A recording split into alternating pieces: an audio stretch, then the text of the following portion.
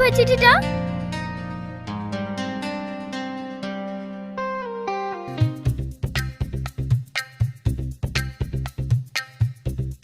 হে ভাই, এই লেখাটা কলেজের মধ্যে কোন ছেলেটার বলতে পারো?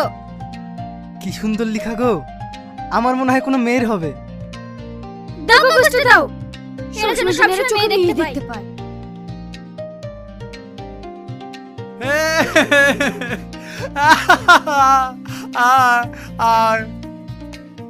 হে সালমা, ওই দেখো ওই ছেলেটা তোকে ইশারা করে ডাকছে। ওই ছেলেটাই হতে পারে। চ।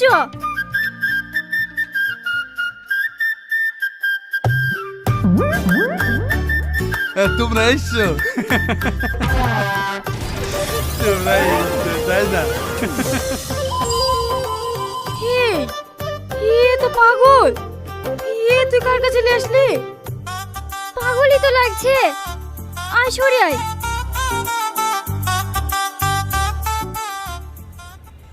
কি রে সালমা, কি করছিস? মাই, সেই চিঠিটা লিখে অন্যের একটা চিঠি দিয়ে গেছি। তুই চিঠিটা পড়েছি? না পড়িনি, তোর জন্য অপেক্ষা করছিলাম। তুই তো একবারে পাগলি, তাতে চিঠিটা পড়ে দেখ। ঠিক আছে।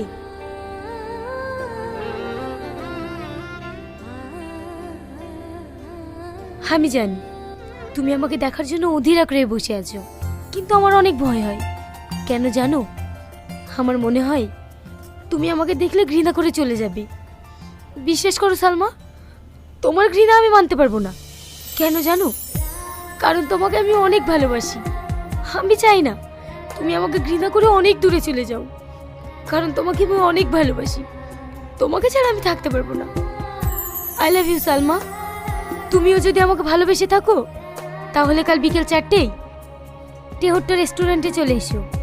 আমি তোমার জন্য ওখানেই অপেক্ষা করব। হিতি তোমার না দেখা ভালোবাসা। সালমা, ছেলেটা যদি টাকলা কুৎসিত হয় তাহলে কি তুই ওকে ভালোবাসবি? হ্যাঁ, ও যেমনই হোক না কেন আমি ওকে মেনে নেব। কারণ ভালোবাসা রূপ দেখে হয় না, সুন্দর একটা মন দেখে হয়। চল।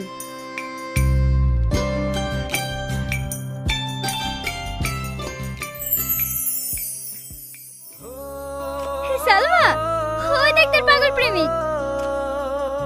যা যা।